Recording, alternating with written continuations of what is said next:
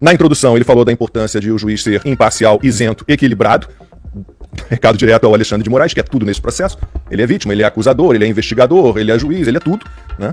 Ele também ressaltou a responsabilidade do STF, que é referência para toda a justiça, como um farol de coerência jurídica. O Fux destacou que as pessoas que estão sendo julgadas, e eu coloco aspas sempre em julgamento, em julgadas, em analisadas e coisas desse tipo, não têm foro privilegiado. E ele deu a entender que isso estabelece um tribunal de exceção. A manutenção do julgamento no STF, segundo o Fux, ofende o princípio do juiz natural e da segurança jurídica. Vou dar aspas para ele. Estamos diante de uma incompetência absoluta, impossível de ser desprezada. O Fux lembrou a anulação das condenações do Lula, porque ele teria sido julgado no tribunal errado, lembra aquele problema de CEP que o Edson Fachin inventou, e disse que o julgamento atual não poderia ser no STF.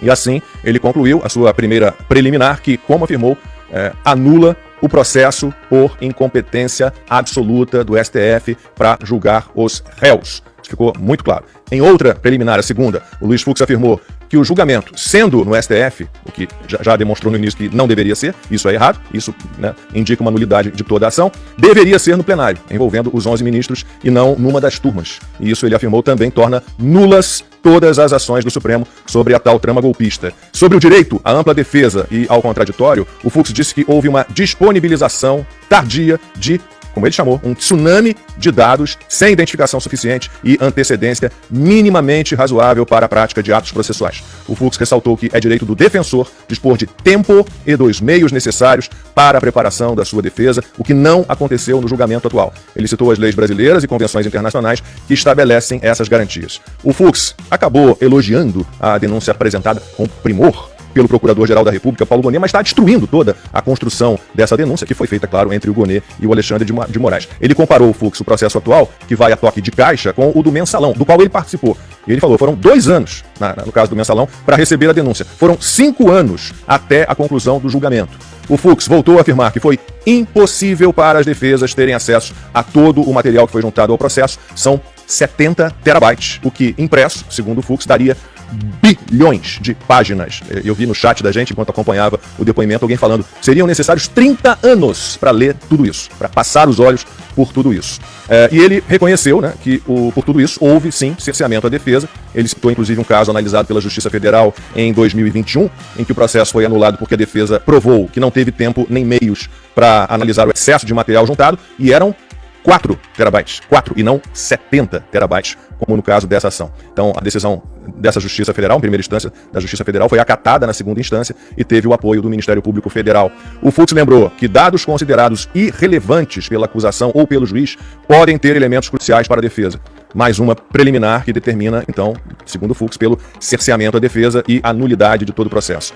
Sobre a delação premiada do ex-ajudante de ordens do Jair Bolsonaro, o Mauro Cid, foi a primeira decepção, até agora a única, em relação ao Fux. Ele disse que o tenente-coronel não mudou sua versão, mas foi chamado a falar 9 vezes à medida que surgiam novas informações. Ele negou que o Cid tenha sido coagido, pressionado ou torturado. Ele estava sempre acompanhado dos advogados e defendeu que ele tenha direito a todos os benefícios oferecidos no fechamento do acordo.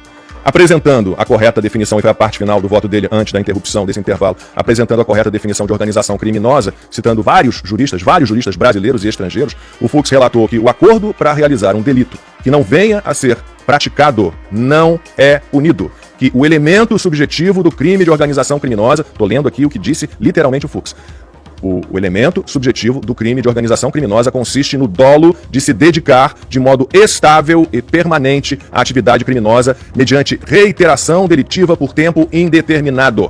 Ele ressaltou que não se pode banalizar o conceito de crime organizado.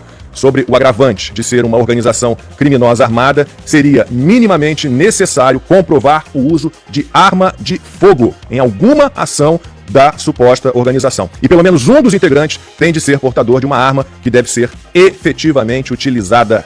A gente vai falar sobre isso depois. Não foram encontradas armas de fogo no 8 de janeiro. Tinha lá um facão, um estilingue, pé de cabra e um estilingue. Tinha isso. Sobre a anexação à denúncia da PGR de publicações da imprensa sobre a presença de pessoas armadas naqueles acampamentos em frente a quartéis, né, de caques, caçadores, atiradores e colecionadores, o Fux disse que isso não foi comprovado, que não há nenhuma prova disso nos autos. Copiaram e colaram reportagens, né, que relatavam essa presença. E antes do intervalo ele dizia, não tem como atentado contra o Estado Democrático de Direito, tentativa de golpe de Estado, não podem ser crimes diferentes, né? Isso concorre, é redundante. Então derrubou também essa tese. Queridos amigos e seguidores, venho aqui com um pedido especial. Nosso canal foi desmonetizado. Se vocês gostam do que fazemos e acreditam no nosso trabalho, considere nos apoiar a partir de R$1 neste QR Code via Pix, ou adquira algum produto de nossa loja. Cada pequeno gesto de apoio faz uma diferença enorme. Nosso conteúdo é de graça e sempre será. Nos apoie. Muito obrigado!